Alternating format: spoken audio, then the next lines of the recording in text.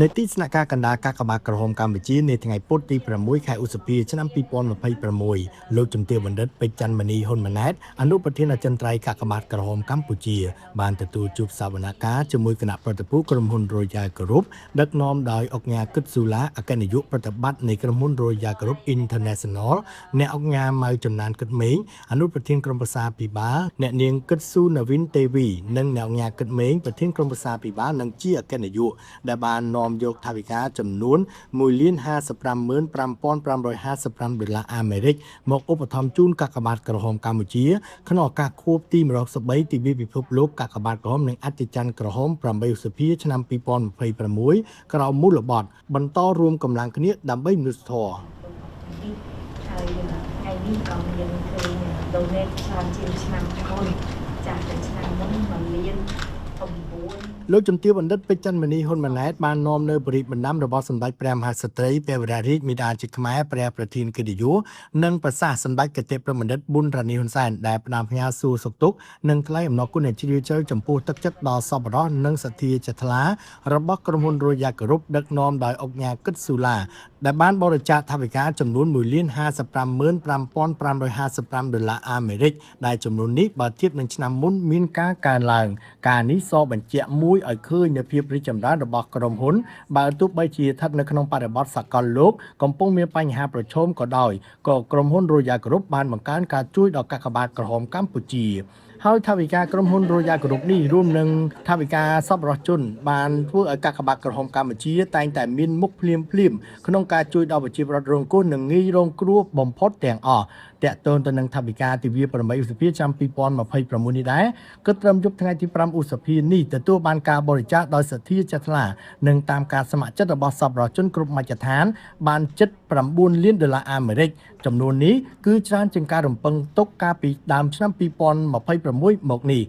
ដោយសារតែកាកបាទក្រហមកម្ពុជាខិតខំប្រឹងប្រែងជានិច្ចក្នុងការជួយដល់ប្រជាពលរដ្ឋដែលត្រូវការឲ្យកាកបាទក្រហមកម្ពុជាជួយជាចាំបាច់ដូច្នេះលោកជំទាវបណ្ឌិតសង្ឃឹមជឿជាក់ថាសប្បុរសជននឹងនៅតែបន្តចូលរួមជួយគាំទ្របន្ថែមទៀតដល់កាកបាទក្រហមកម្ពុជាដែលជាការចែករំលែកក្តីស្រឡាញ់ជាមួយប្រជាពលរដ្ឋរងគ្រោះនិងងាយរងគ្រោះបំផុតតាមរយៈកាកបាទក្រហមកម្ពុជាដឹកនាំមួយដ៏ល្អបីក្មេងមួយដែលមានសមត្ថភាពបន្តពីឪពុកម្ដាយហើយជាការមួយបង្រៀនកូនពីក្នុងការនោះដែរលោកជំទាវបណ្ឌិតក៏បានបញ្ជាក់ជូនអំពីសកម្មភាពសំខាន់របស់កាកបាទក្រហមកម្ពុជាតាមរយៈវិស័យភាពទាំង4រួមមាន1ការគ្រប់គ្រងគ្រោះមហន្តរាយវិបត្តិភ័យនិងការប្រែប្រួលអាកាសធាតុ2សុខភាពនិងការថែទាំសុខភាពតាមសហគមន៍3ការលើកកម្ពស់គោលការណ៍គ្រឹះតម្លៃមនុស្សធម៌និងសុខុមាលភាពសង្គមនិងទី4ការអភិវឌ្ឍស្ថាប័នហើយជាមួយគ្នានេះលោកជំទាវបណ្ឌិតក៏បានគោរពជូនពរដល់អ្នកអង្គការអ្នកនាងព្រមទាំងគណៈប្រតិភូទាំងអស់សូមមានសុខភាពល្អនិងទទួលបានជោគជ័យនិងរីកចម្រើនជាបន្តទៀតជាការឆ្លើយតបអង្គការគិតស៊ូឡាបានថ្លែងអំណរគុណយ៉ាងជ្រាលជ្រៅចំពោះកាកបាទក្រហមកម្ពុជាក្រោមការដឹកនាំប្រកបដោយគតិបណ្ឌិតរបស់សម្ដេចគតិប្របណ្ឌិតប៊ុនរ៉ានីនសែនជាប្រធានដែលបានអនុញ្ញាតឲ្យក្រុមហ៊ុន Royal Group បានចូលរួមសកម្មភាពមនុស្សធម៌ជាមួយកាកបាទក្រហមកម្ពុជាអង្គការគិតស៊ូឡាក៏បានជម្រាបជូនអំពីវឌ្ឍនភាពក្រុមហ៊ុនដោយក្នុងក្រុមហ៊ុន Royal Group មានវត្តមានអ្នកជំនាញជាជនបរទេសជាច្រើនអ្នកហើយមានអ្នកខ្លះរស់នៅធ្វើការជិត20ឆ្នាំអញ្ចឹងអ្នកទាំងនោះគឺជាទូត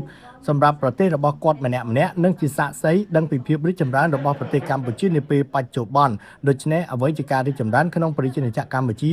គឺអង្គការគិតស៊ូឡាសូមថ្លែងអំណរគុណរាជរដ្ឋាភិបាលកម្ពុជាដែលតែងតែយកចិត្តទុកដាក់ដល់ការអភិវឌ្ឍជាពិសេសរដ្ឋាភិបាលមានស្ថិរភាពទាំងនេះបានបង្កលក្ខណៈរីកចម្រើនដល់ក្រុមហ៊ុនហើយក្រុមហ៊ុនមានឱកាសក្នុងការចូលរួមក្នុងសង្គមជាតិចូលរួមកាត់បន្ថយភាពក្រីក្រចូលរួមក្នុងការអភិវឌ្ឍប្រទេសជាតិទន្ទឹមនេះថវិកាដែលជួយដល់កាកបាទក្រហមកម្ពុជាមិនមែនតែត្រឹមប៉ុណ្ណឹងនោះទេគឺនៅមានចំណែកផ្សេងទៀតខាងសភាពាណិជ្ជកម្មនិងទៅដល់សាខាទាំង25រាជធានីខេត្តផងដែរនេះជាការចូលរួមចែករំលែកនៅក្តីស្រឡាញ់និងនៅអ្វីដែលមានអ្វីដែលបានដល់ប្រជាពលរដ្ឋដែលត្រូវការឲ្យជួយជាចាំបាច់តាមរយៈកាកបាទក្រហមកម្ពុជា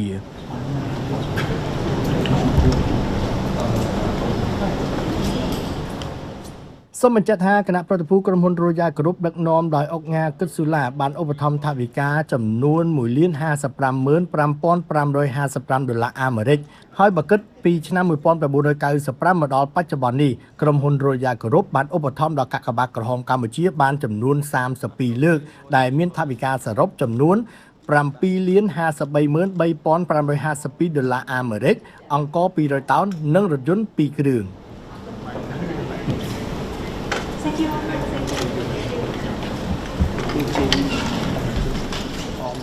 you.